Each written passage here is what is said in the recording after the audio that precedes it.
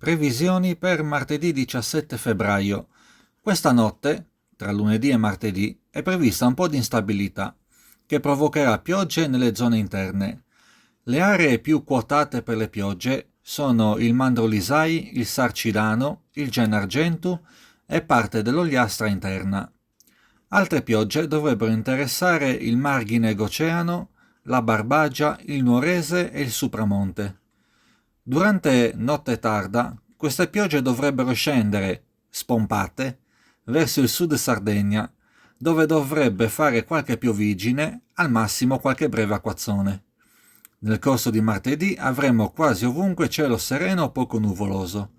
Potrebbe rimanere poca instabilità sul Gennargentu, dove potrebbe fare qualche spruzzata di neve in mattinata.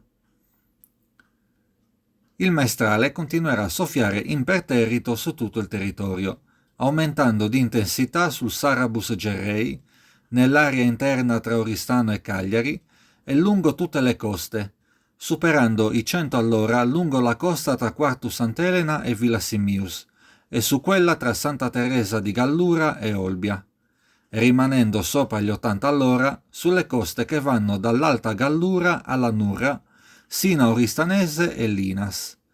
Proprio sulle coste della Nurra sono previste anche delle mareggiate durante la mattinata, attenuazione dei fenomeni dal primo pomeriggio in poi.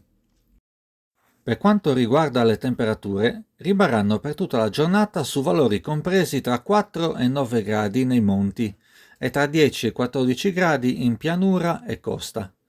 Caleranno un po' durante la notte tra martedì e mercoledì.